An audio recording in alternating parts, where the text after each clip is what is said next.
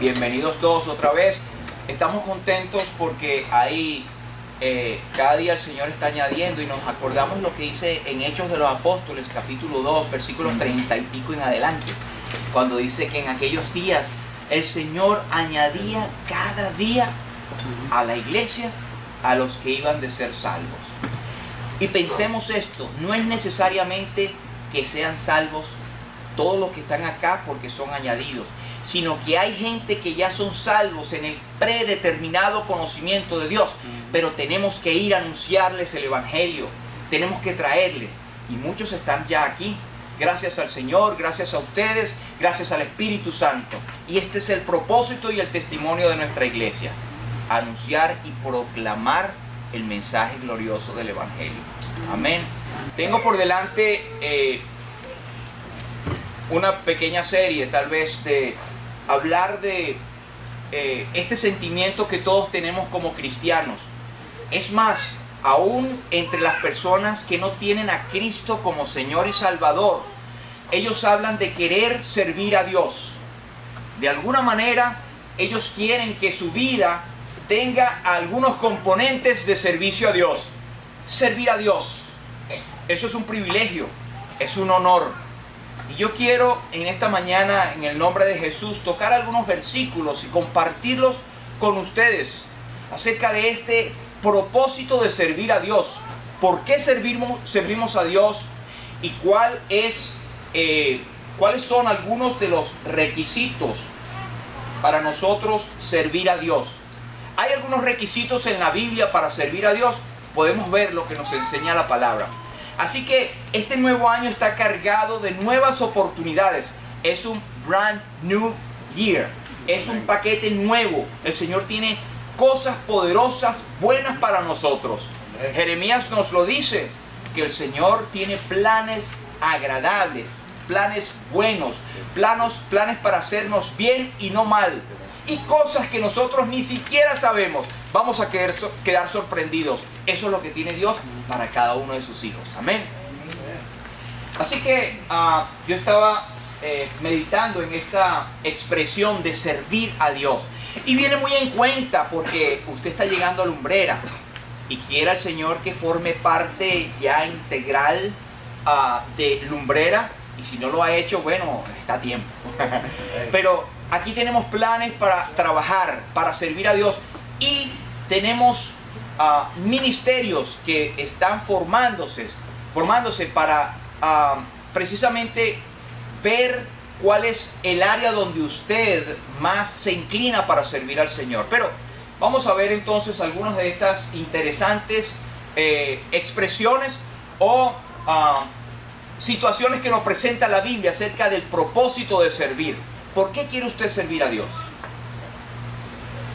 Hay una canción muy bonita que escribió Jesús Adrián Romero y muchos a lo mejor lo hemos visto o cantado.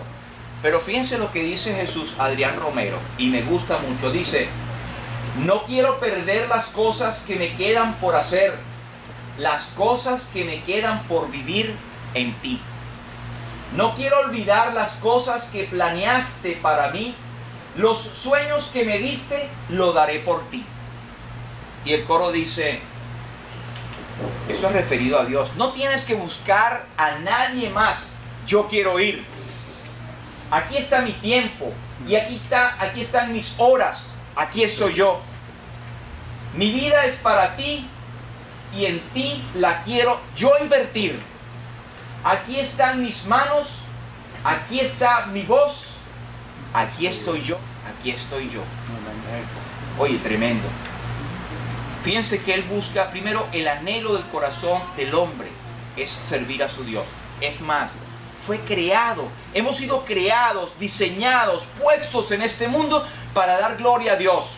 Pero sucede que desde el huerto del Edén, el hombre distorsionó el propósito de Dios al caer en pecado, al estar en desobediencia.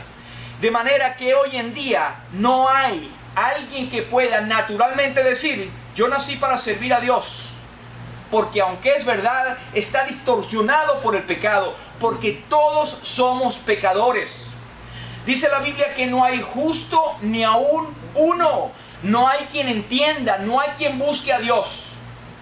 Y aunque el propósito de Dios es que le sirvamos, su voluntad primaria es que el hombre se convierta y crea en el Señor Jesucristo. Amén.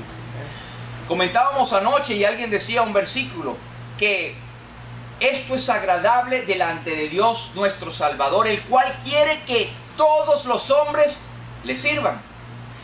No, que todos los hombres sean salvos y vengan al conocimiento de la verdad. De manera que el deseo de servir a Dios puede estar allí, pero debe haber primero la transformación, porque si no es simplemente un símbolo que retiñe o una copa que está vacía.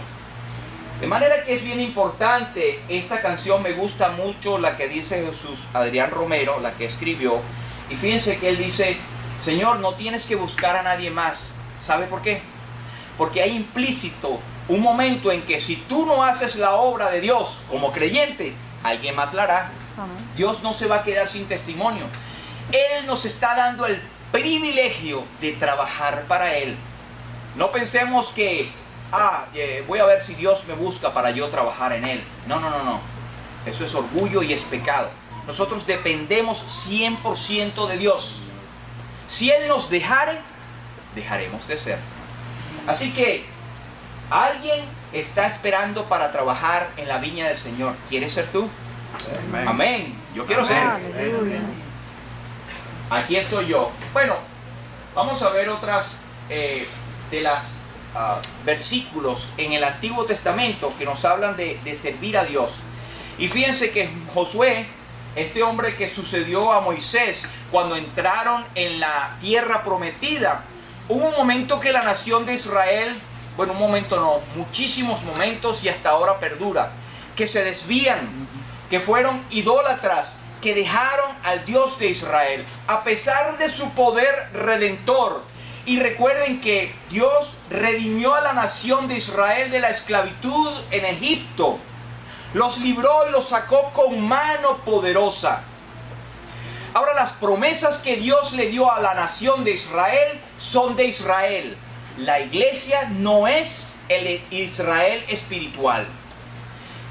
Israel tiene sus promesas, sus propósitos.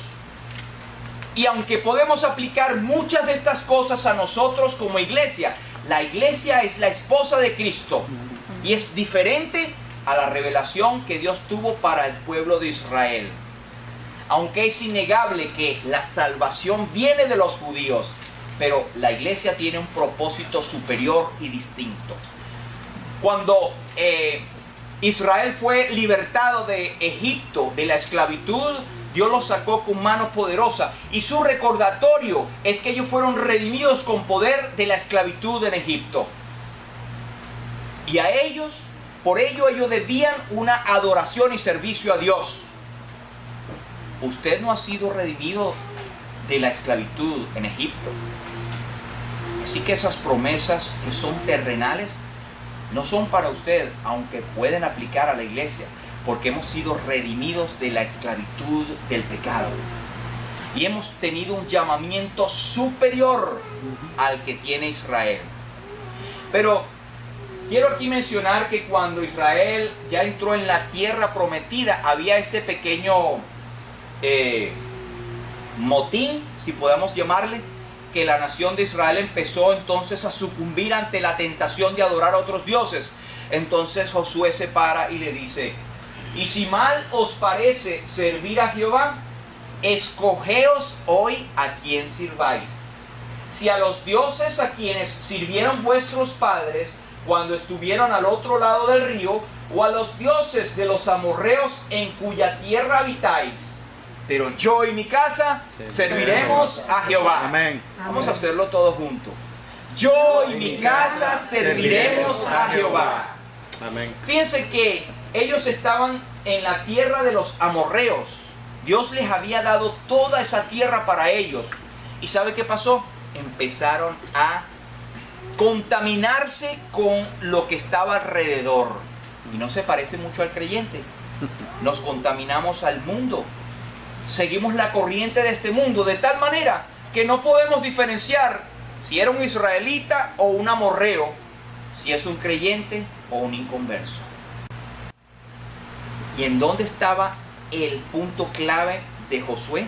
En que ellos servían a Jehová. Así que en este contexto del Antiguo Testamento, el servicio era una decisión. Ellos colocaban su corazón en servir a aquel que los había redimido. Y cuando yo estoy hablando de Israel, aplíquelo. Nosotros como creyentes tenemos un compromiso de servir al Señor. No porque nos sacó de la tierra de Egipto, sino porque nos ha libertado, nos ha pasado de las tinieblas a su luz admirable. Nos cambió de la potestad de Satanás a su reino amado. Así que tenemos un privilegio aún mayor que el pueblo de Israel. Pero todavía continúa siendo una decisión. ¿Puede ser entonces que un creyente hoy en día no sirva a Dios? ¿Qué cree usted? Que sí puede ser. Que un creyente no esté dando gloria al nombre de Dios. Pero no piense, y vamos a aclarar un poquito, que servir a Dios es únicamente servir en la iglesia, tener un ministerio en la iglesia. Eso es lo que la gente piensa de servir a Dios. Vamos a ver más adelante para que usted vea y no se quede sin el tremendo privilegio de servir a Dios. Es más, toda su vida debe ser un olor fragante de servicio a Dios. Amén. En todo lo que hagamos. No, pero es que yo trabajo de sol a sol. En el trabajo tú sirves a Dios. Amén. No, que yo ahorita no tengo trabajo. El no tener trabajo y trabajar en la casa es un servicio a Dios. No, que yo lo que hago es ayudar a mi esposa y yo lo que hago es planchar. En tu trabajo y en planchar estás sirviendo a Dios y dando gloria a su nombre. Amén. Hay muchas cosas, pero vamos adelante. Entonces vemos en primer lugar que es un servicio a Dios. Es una decisión que hay que tomar. Ahora tenemos en Deuteronomio capítulo 13, versículo 4, cuando Dios da mandamientos por medio de Moisés y dice: en pos de Jehová vuestro Dios andaréis, a él temeréis, guardaréis sus mandamientos y escucharéis su voz, a él serviréis y a él seguiréis. Hay una serie de sugerencias. No. Hay una serie de mandamientos.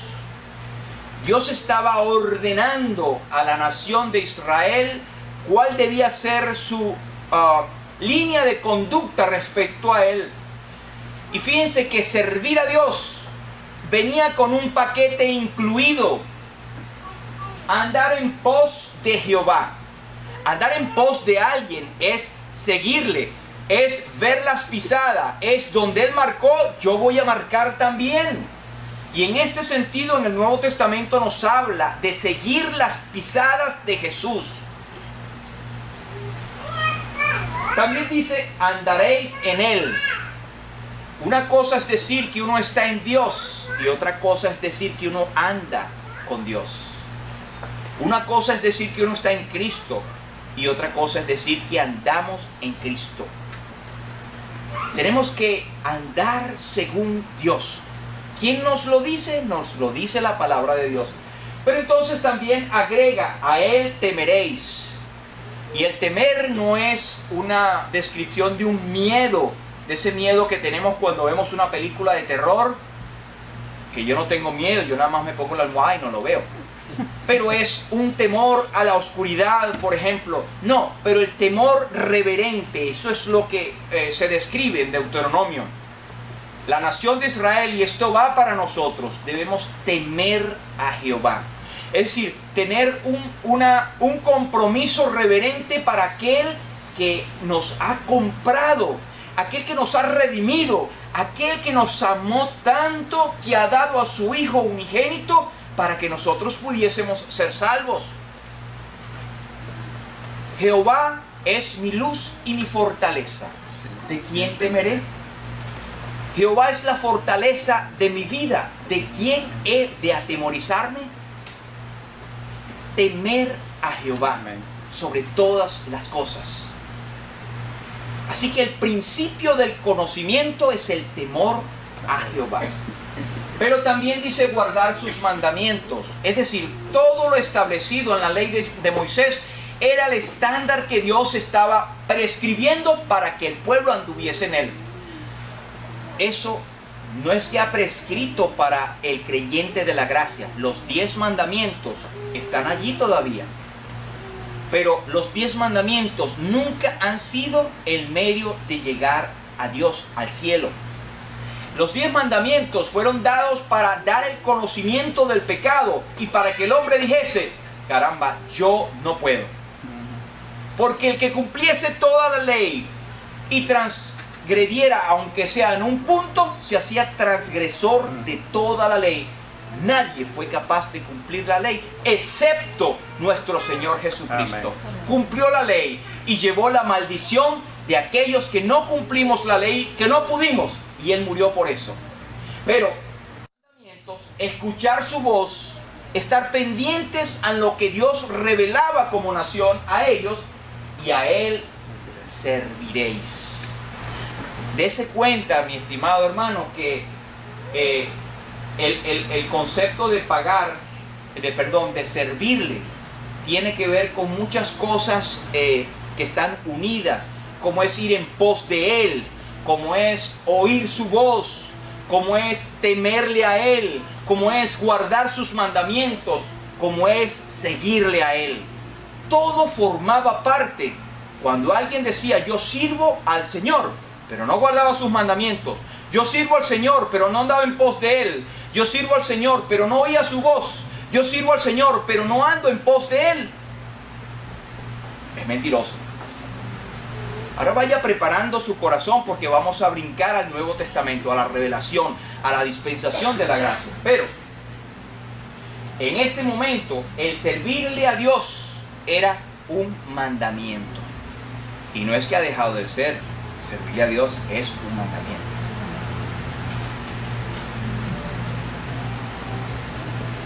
Llegamos a Hebreos capítulo 9 versículo 14. Llegamos a la revelación.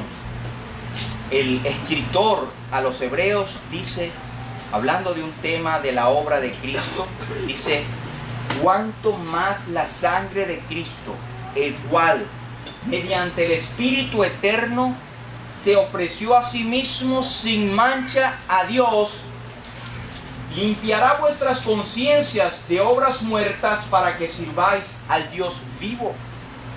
Tal vez muchos hemos pasado por este versículo. Lo hemos leído muchas veces, pero mire qué profundidad. El propósito de la obra de Cristo en la cruz para limpiarnos a nosotros es para que le sirvamos. Es decir, que el creyente es salvado, por supuesto, para que tenga vida eterna y venga a habitar con el Señor, pero primariamente para que sirva a Dios. Es decir, que no hay excusa, no hay ningún creyente que pueda decir, bueno, yo le sirvo después, yo soy creyente, tengo la salvación y bueno, estoy viendo cómo servir a Dios, después le sirvo. No puede existir. Es una situación sine qua non, una condición que está unida a la salvación. Es la obra de Cristo, tiene un resultado, que nosotros le sirvamos. Y le digo más, está hablando de la sangre preciosa de Cristo en la cruz. Está hablando de la sangre del Cordero.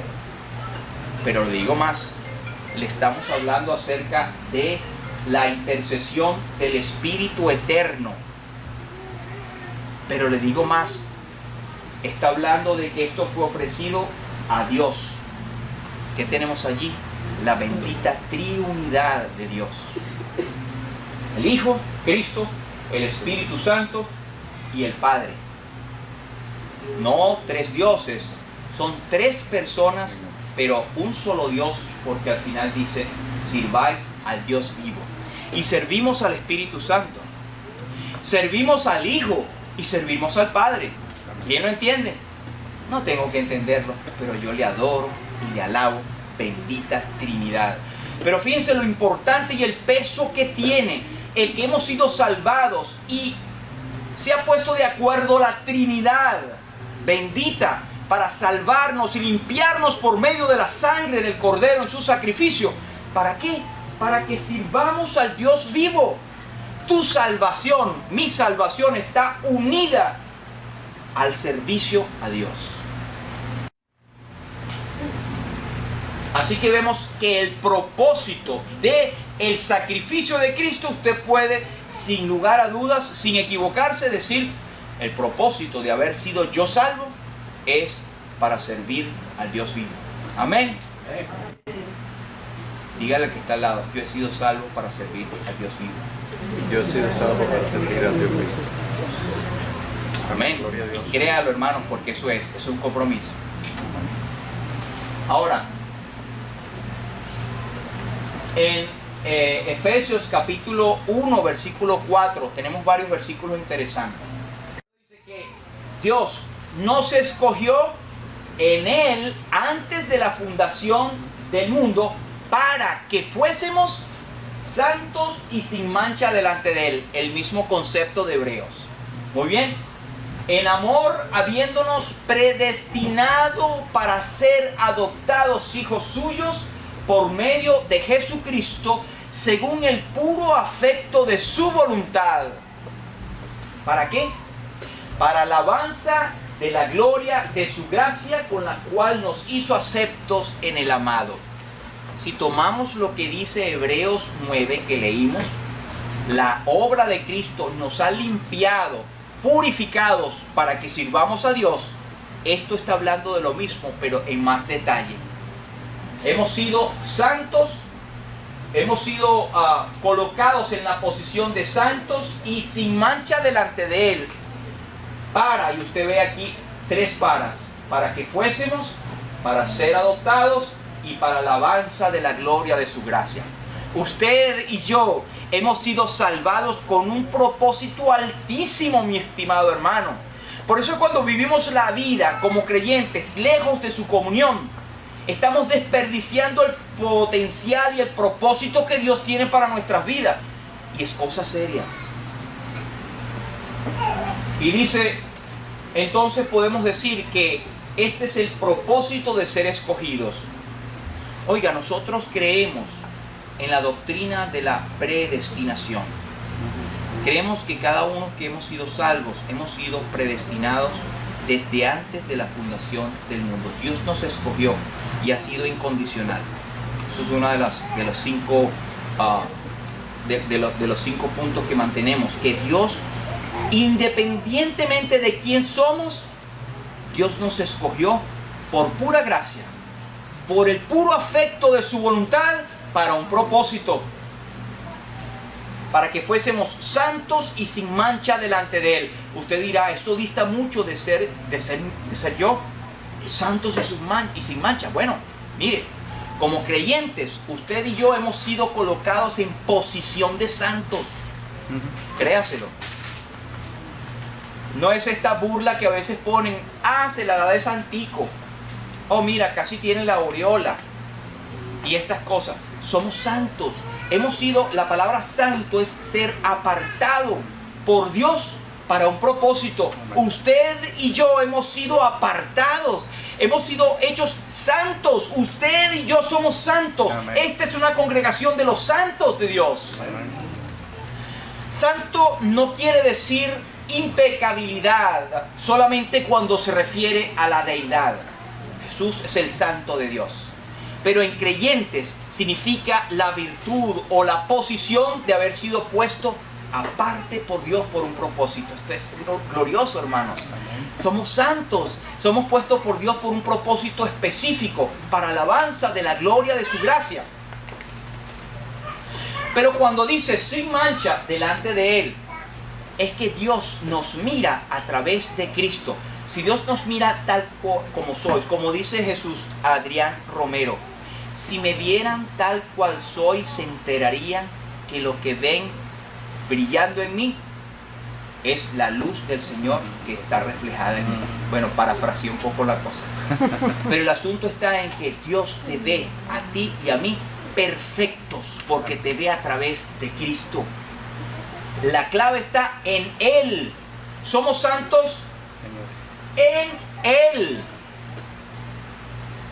Cuando Dios ve a su Hijo en la cruz, te está viendo detrás a ti si tú le aceptaste como Señor y Salvador.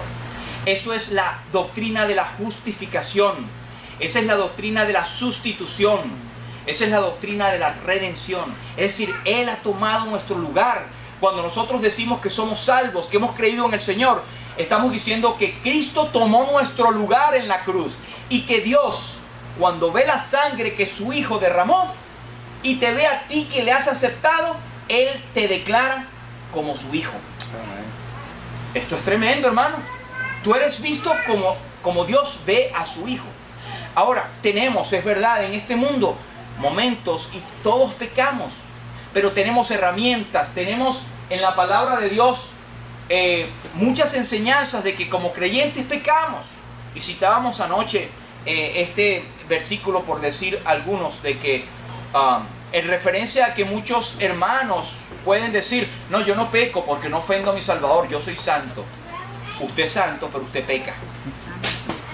Pero sabe que cuando nosotros pasamos a la familia de Dios, ya somos de la familia de Dios y Dios nos trata como hijos. Y por eso es que Primera de Juan capítulo 2 nos dice cuál es el goal, cuál es el target, cuál es el objetivo del creyente. Dice: amados, estas cosas os escribo para que no pequéis. Pero si alguno hubiere pecado, abogado tenemos para con el Padre, a Jesucristo el justo. Y notemos que no dice abogado tenemos para con Dios, aunque es cierto, pero hay una cualidad: abogado tenemos para con el Padre. Porque ahora el pecado está en la familia, que es el pecado que Dios, por lo cual puede disciplinarnos. Pero el pecado de la condenación que nos llevaba al infierno fue pagado por Cristo y cargado por Cristo en la cruz. Y de Él no se acuerda más. Pero es necesario que confesemos nuestros pecados cuando diariamente, aún inconscientemente, nosotros nos acerquemos confiadamente al trono de la gracia para alcanzar misericordia y hallar gracia para el oportuno socorro. Si usted dice que no es pecador, como creyente, dice la Biblia que le hacemos a Él mentiroso y la verdad no está en nosotros. Pero si confesamos nuestros pecados, Él es fiel y justo para perdonarnos y limpiarnos de toda nuestra maldad.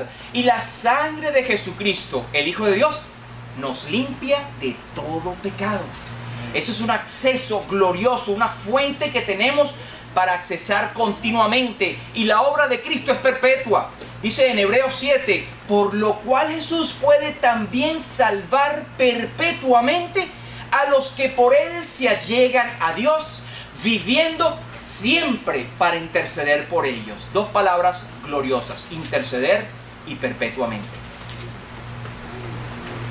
Y este es el propósito de ser escogidos entonces, que seamos alabanza de la gloria de su nombre, nosotros los santos. Ahora, cuando usted ha notado que en todo lo que hemos visto hemos hablado de alabanza, hemos hablado de servicio y hemos hablado de sacrificio. Todo está en un mismo paquete.